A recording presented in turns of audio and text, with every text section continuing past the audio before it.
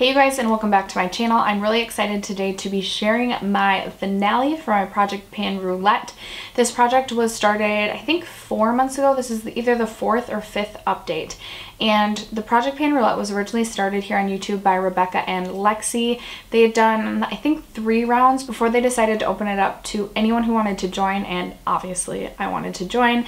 So I think there's like over 40 people doing or that did this project Pan Roulette, and they have decided to do another round or start another round of this. So if you guys have been thinking about doing a project like this, or if you're interested at all, I would highly recommend doing it. This has been so fun, and I'm definitely going to be joining in on the next round.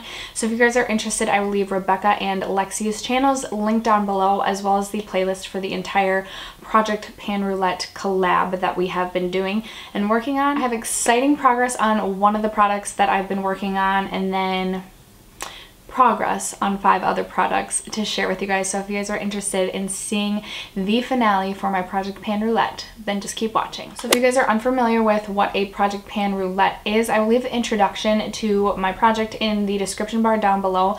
But basically there are 50 different categories with like different prompts for each one, and then we've randomly selected 6 numbers that obviously correlate back to those categories, and then selected a makeup item for that category. I will leave my introduction and all of my updates in the description box down below, which my introduction will explain a little bit better. But the first product that I have to share with you guys was a product that is overhyped on YouTube, and for that I selected the Mura Mura Butter Bronzer. And I have to let you guys know, I was going to film this finale yesterday, and I'm so excited that I held off one more day because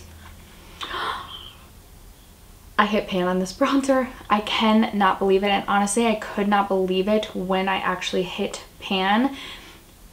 I had pretty much given up all hope that I was ever going to hit pan on this. I have really been going ham at this month, but I still was like, nope, it's not going to happen.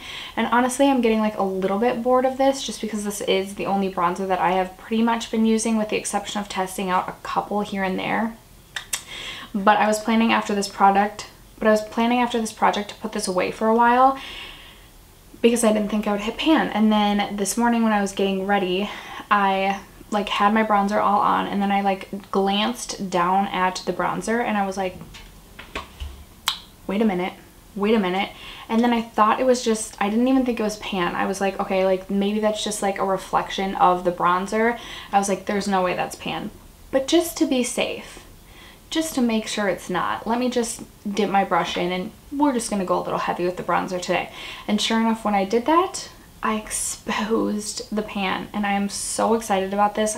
I seriously did not think I would ever hit pan on this bronzer, so I'm really proud of this, and so happy to say that I was able to hit pan on this. This took a solid 4 months of work, but I did it. The next product was a product that you aren't sure whether or not you like, and for that I chose the Tarte Rainforest of the Sea Concealer. When I started the project, I was all the way up here at this top line. Then these are my hash marks for each of the updates, and I've got to say, at this point, like, so this one doesn't have a stopper, and honestly, just due to the packaging, it's sort of hard to like scrape at the sides. So I feel like I probably maybe have like a week or 2 use left in this. Like sometimes I get a lot of product when I pull the wand out, and sometimes I get like no product at all. I would assume I'm like at the very bottom of this. And I've got to say, for this I decided that I didn't hate the product, but this is definitely not a product that I plan to repurchase. It just doesn't give a whole lot of coverage. It definitely has a more thin consistency, which I don't mind, and it's very hydrating underneath the eyes, but I just feel like it doesn't last all day, and sometimes I do get a little bit of a burning sensation underneath my eyes when I use this. So it's just like a meh product for me. Like honestly, there's so many more concealers out there that I like better than this that I'm excited to be done with this. Next, I had a product that illuminates, highlights, or something like that, illuminates or highlights, and for that I chose the Becca Shimmering Skin Perfector Liquid in Champagne Pop. When I brought this in, I was at this top line right here. I mistakenly thought I was here, but really I was at this top line, and honestly I didn't use this at all since my last update. I've maybe used this 2 times since bringing this into the project. I just need to decolor it. I just need to declutter this. I just don't like this. A part of me wants to hang on to it and use it as like an all over body highlighter this summer, but I feel like sometimes that's just like an extra added step that I don't even want to take the time to take, and I feel like I've just let this sit in my collection for too long, knowing that I spent a lot of money on it and not wanting to get rid of it, but also not really liking it. So yeah, I didn't do so good on this one. Next was a product that I've considered decluttering, and for that I have the Anastasia Beverly Hills Brow Definer, and for this I just prefer a brow powder rather than an actual brow pencil, just for my personal preferences. I'm usually doing my makeup really quickly and I just kind of want to fill in my brows and go. This is what I have left for product. I haven't been the best about using this. I've used this maybe 3 or 4 times since my last update, and I don't know if I even have pictures to like compare to you guys.